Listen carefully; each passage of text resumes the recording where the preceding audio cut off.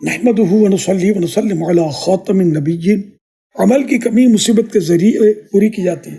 فرمان مصطفیٰ صلی اللہ علیہ وسلم، جب کسی بندے کے لیے اللہ پاک کی طرف سے کوئی درجہ مقدر ہو چکا ہو جہاں تک یہ اپنے عمل سے نہیں پہنچ سکتا، تو اللہ پاک اسے اس کے جسم یا مال یا اولاد کی آفت میں مبتلا کر دیتا ہے، پھر اسے اس پر صبر بھی دیتا ہے، یہاں تک کہ اسے اس درجے تک پہنچا دیتا ہے جو اللہ پاک نے اس کے لیے مقدر فرمایا ہے۔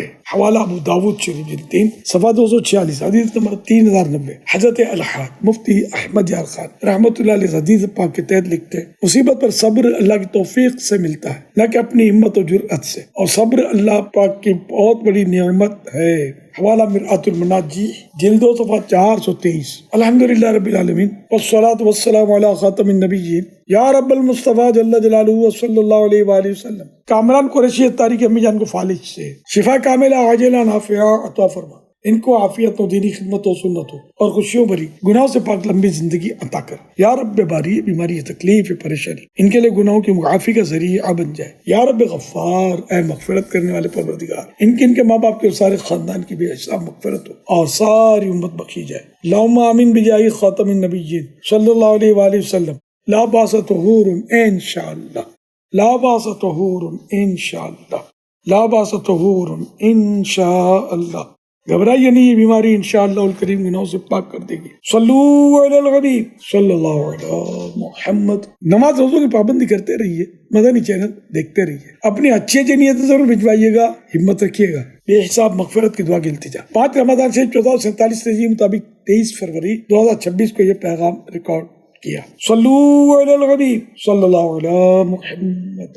اب جو بقیہ پیغام پیش کیا جائے گا وہ امیر اہل سنت کی آواز میں پہلے سے ریکارڈ شدہ ہے۔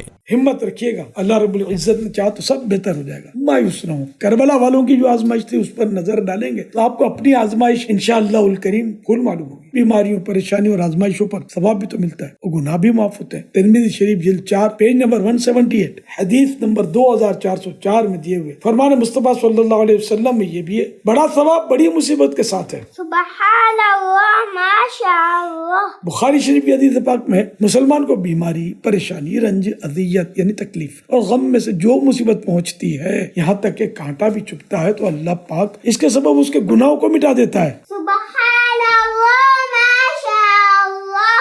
حوالہ بخاری شریف جلد 4 پیج نمبر 3 حدیث پاک نمبر 5641۔ حقیقت میں جو بیماریاں خطرناک ہیں نا، وہ ہیں گناہوں کی بیماریاں۔ جی ہاں، یہ تیرا جسم جو بیمار ہے، تشویش نہ کر، یہ مرض تیرے گناہوں کو مٹا جاتا ہے۔ اصل برباد کن امراض گناہوں کے ہیں، ارے کیوں اس کو فراموش کیا جاتا ہے۔ صلو علی الحبیب صلی اللہ علیہ محمد۔